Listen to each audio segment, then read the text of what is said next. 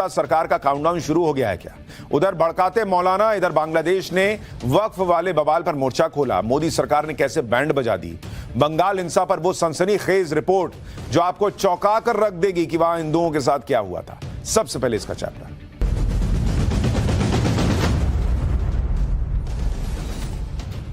वक्फ कानून को लेकर प्रधानमंत्री नरेंद्र मोदी के सामने दो नए चैलेंज आ गए हैं। चैलेंज देश के आंतरिक सुरक्षा और बाहरी सुरक्षा से जुड़ा हुआ है। वक्फ कानून पर सुप्रीम कोर्ट का फैसला आया और सुप्रीम कोर्ट ने जो आदेश दिया और इंडी गठबंधन जश्न मनाने लगा कि नरेंद्र मोदी की हार हो गई, हम तो जीत गए भाई, हो गया मामला। लेकिन एक दिन के अंदर ही वक्फ कानून के खिलाफ मुस्लिम संगठन और मौलाना गृह युद्ध की धमकी देने पर उतर आए। अरे बॉस, जब सुप्रीम कोर्ट में आपकी जीत हो गई कथित तौर पर, तो आपने पीएम मोदी को हरा ही दिया, तो फिर ये धमकी किस बात की दे रहे हैं आप? वक्फ कानून को लेकर पीएम मोदी के सामने दूसरा चैलेंज बांग्लादेश का है, जो अब भारत के वक्फ कानून के मुद्दे में अपनी टांग उसेड़ रहा है। वो वक्फ के खिलाफ मुस्लिम संगठनों के गुस्से और बंगाल में भड़की हिंसा में बांग्लादेश अपना फायदा तलाश रहा है। यानी बांग्लादेश अब ठीक वही काम कर रहा है जो पाकिस्तान सालों से करता आया है। भारत के वक्फ कानून और भारतीय मुसलमानों को लेकर बांग्लादेश ने कैसे मर्यादा लांघ दी और कैसे पीएम मोदी के नए भारत ने उसे तगड़ा जवाब दिया, यह सब आज आपको बताऊंगा। कैसे वक्फ कानून पर भारत में हो रहे प्रदर्शन के बीच पाकिस्तान भी साजिश की फिराक में है, यह भी आपको दिखाऊंगा। लेकिन पहले बात मुर्शिदाबाद हिंसा पर घिरी ममता बनर्जी की, जिनका बुरा टाइम ही खत्म नहीं हो रहा। ममता बनर्जी खुद तो हिंसा प्रभावित इलाके में नहीं गई, ना पीड़ित हिंदुओं से मिली, लेकिन बंगाल के राज्यपाल ने ग्राउंड पर पहुंचकर ममता सरकार को मुसीबत में डाल दिया। ममता सरकार ने हालांकि इनडायरेक्टली पूरा जोर तो लगाया था कि राज्यपाल हिंसा प्रभावित इलाके में ना जाए, लेकिन राज्यपाल सीवी आनंद बोस ने ममता बनर्जी की हर अपील को नकार दिया और खुद ग्राउंड जीरो पर पहुंच गए। इतना ही नहीं, वक्फ कानून के खिलाफ भड़की हिंसा को लेकर राज्यपाल ने बहुत सख्त रुख अपना लिया है। राज्यपाल ने यहां तक कह दिया कि बंगाल की सड़कों पर कई जगहों पर मौत का तांडव चल रहा है। तो ये जो आप मौत का तांडव शब्द सुन रहे थे अभी तक, वो हम नहीं कह रहे हैं, ये बंगाल के राज्यपाल कह रहे हैं कि बंगाल में कई जगहों पर सड़कों पर मौत का तांडव चल रहा है। बंगाल के राज्यपाल के इतना सख्त रुख के बाद अब ये सवाल उठ रहे हैं कि क्या ममता सरकार का उल्टा काउंटडाउन शुरू हो गया है? क्या राज्यपाल बंगाल में राष्ट्रपति शासन लगाने की सिफारिश कर देंगे? क्योंकि राज्यपाल खुद ही कह रहे हैं कि वो ग्राउंड पर उतरकर जो हालत देख रहे हैं उसे लेकर एक एक्शन प्लान बनाएंगे। सवाल यह है कि राज्यपाल बंगाल में ममता सरकार के खिलाफ रिपोर्ट तैयार कर केंद्र को भेजने वाले हैं क्या? राज्यपाल के ग्राउंड पर उतरने से ममता बनर्जी की मुश्किलें इसलिए भी बढ़ गई हैं क्योंकि अब तक ममता बनर्जी वहां गई ही नहीं। अब सवाल तो उठेंगे ही कि भाई राज्यपाल जा सकते हैं, मुख्यमंत्री नहीं जा सकती। बंगाल के हिंसा प्रभावित इलाकों में राज्यपाल ने क्या देख लिया जो प्रेसिडेंट रूल लगवा सकता है क्या? वक्फ कानून के विवाद में कैसे बांग्लादेश कूद पड़ा मुसलमानों को भड़काने? कैसे all India Muslim personal law board के सदस्य वक्फ कानून पर फिर से भड़काऊ बयानबाजी करने लगे हैं? कैसे मुर्शिदाबाद में हिंदू घरों पर निशान लगाकर उन्हें टारगेट किया गया? यह सब आपको बताऊंगा, लेकिन पहले जरा देखिए क्या कुछ हुआ है।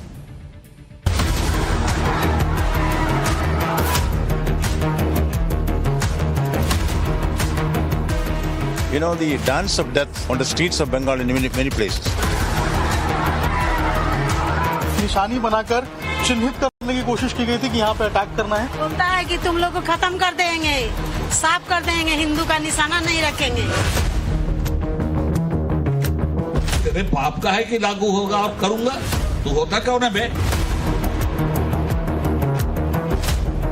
हुकूमत को चेतावनी देना चाहता हूँ कि अपनी लक्ष्मण रेखा से बाहर ना जाए। जो हिंदुओं के ऊपर अटैक हुआ था प्री प्लान था। बंगाल में वक्फ कानून के नाम पर जिस तरह की हिंसा हुई, हिंदुओं पर हमले किए गए, हिंदुओं के घरों को जला दिया गया, वो सामान्य बात नहीं है बॉस।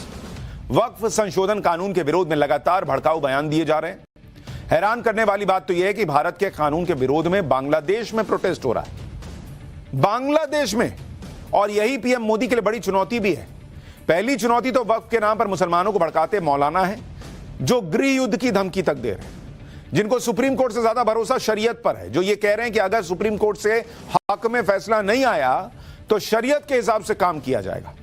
दूसरी तरफ बांग्लादेश है, जो भारत के मुसलमानों के कंधे पर बंदूक रखकर सरकार पर निशाना साध रहा है और पाकिस्तान की भाषा बोलने लगा है। बांग्लादेश का कहना है कि भारत सरकार भारत के मुसलमानों की रक्षा करे। ओ भैया, तुमसे वहां हिंदू नहीं संभल रहे, यहां मुसलमानों के साथ क्या हो गया भाई? गजब है बॉस, बांग्लादेश अपने हिंदुओं को बचा नहीं पा रहा है। भारत के अल्पसंख्यकों पर ज्ञान दे रहा है। क्या हुआ है मुसलमानों के साथ भाई? घर छोड़ के तो हिंदू जा रहा है, वो भी तब जब बंगाल हिंसा में हिंदुओं को टारगेट करके हमला किया जा रहा है तो बांग्लादेश जो है वहां से बैठे बैठे आग लगा रहा है, पिन मार रहा है। वक्फ संशोधन कानून के खिलाफ मुसलमानों को भड़काने वाले मौलानाओं के बारे में आगे बताऊंगा। पहले जरा बांग्लादेश के बारे में सुनिए कैसे उछल रहा है और कैसे नरेंद्र मोदी की सरकार ने उसको सेट किया। बांग्लादेश की सरकार के प्रमुख मोहम्मद यूनुस के प्रेस सेक्रेटरी शफीकुल आलम ने कहा है कि बांग्लादेश सरकार ने मुसलमानों पर हमलों की निंदा की है जिससे जान माल का नुकसान हुआ है। हम भारत और पश्चिम बंगाल सरकार से अल्पसंख्यक मुस्लिम आबादी की पूरी तरह से सुरक्षा के लिए सभी कदम उठाने का आग्रह करते हैं। इसी के साथ पश्चिम बंगाल के मुर्शिदाबाद में हुई हिंसा में बांग्लादेश की भूमिका होने से उन्होंने इनकार किया। यानी आप देखिए कि बांग्लादेश जो इत्तू सा देश है, आज की डेट में आजाद है तो भारत की वजह से है, वो अपने घर में अल्पसंख्यक हिंदुओं के खिलाफ हिंसा रोक नहीं पा रहा। जो कट्टरपंथियों की गिरफ्त में खुद है वो भारत को ज्ञान दे रहा है कि यहां अल्पसंख्यकों को, मुसलमानों को बचाइए। किससे बचाएं भाई? आरोप तो खुद मुर्शिदाबाद में लग रहा है जिन पर, उनको कह रहा है कि बचाइए, और जो वहां से बच के भागे उनके लिए कुछ नहीं कह रहा। ना उसको अपने यहां के हिंदुओं की चिंता है ना यहां के हिंदुओं की चिंता है, बस मुसलमानों को भड़का रहा है। यहां के मुसलमानों के खिलाफ हिंसा नहीं हुई, हिंदुओं पर हमला हुआ है भाई। बांग्लादेश ने भारत को लेकर पाकिस्तान वाली भाषा बोली तो भारत ने फौरन बांग्लादेश को उसकी जगह दिखाई। भारत के विदेश मंत्रालय ने दो टूक कह दिया कि हम बांग्लादेश के बयान को रिजेक्ट करते हैं। रिजेक्ट, खत्म, हटाओ है पक। यह बयान बांग्लादेश में अल्पसंख्यकों पर हो रहे हमलों पर भारत की चिंताओं की तुलना करने का कपटपूर्ण प्रयास है। बांग्लादेश में अल्पसंख्यकों पर हमलों के अपराधी खुलेआम घूम रहे हैं। इस तरह के अनुचित बयानबाजी करने के बजाय बांग्लादेश को अपने अल्पसंख्यकों की सुरक्षा पर ध्यान देना चाहिए। यानी भारत ने साफ साफ लफ्जों में बांग्लादेश को उसकी औकात, उसकी जगह बता दी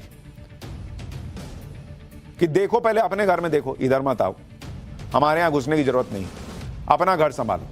जहां हिंदुओं का जीना कट्टरपंथियों ने दूभर कर रखा है, बंगाल में जो हो रहा है उस पर बेवजह की बयानबाजी ना करो। बांग्लादेश को तो भारत ने तगड़ा जवाब दे दिया, लेकिन एक चुनौती उन मौलानाओं की भी है जो मुसलमानों को वक्फ संशोधन कानून के खिलाफ लगातार भड़का रहे हैं। ये वो मौलाना है जिनकी बातों को मुस्लिम समाज के लोग मानते हैं। इन मौलानाओं का काम तो यह होना चाहिए था कि वो शांति के साथ प्रोटेस्ट की बात करें। जब मामला सुप्रीम कोर्ट में है ही तो भड़काऊ बयान देने का क्या मतलब? क्या इन मौलानाओं को देश की सुप्रीम कोर्ट पर भरोसा नहीं है? और अगर सुप्रीम कोर्ट से विपरीत फैसला आ जाएगा तो क्या हिंसा कर दीजिएगा? क्यों ये मौलाना कह रहे हैं कि देश में गृह युद्ध के आसार दिख रहे हैं, सरकार को लक्ष्मण रेखा पार नहीं करनी चाहिए, नहीं तो देश को बहुत ज्यादा नुकसान हो जाएगा? धमकी देना नहीं है सब।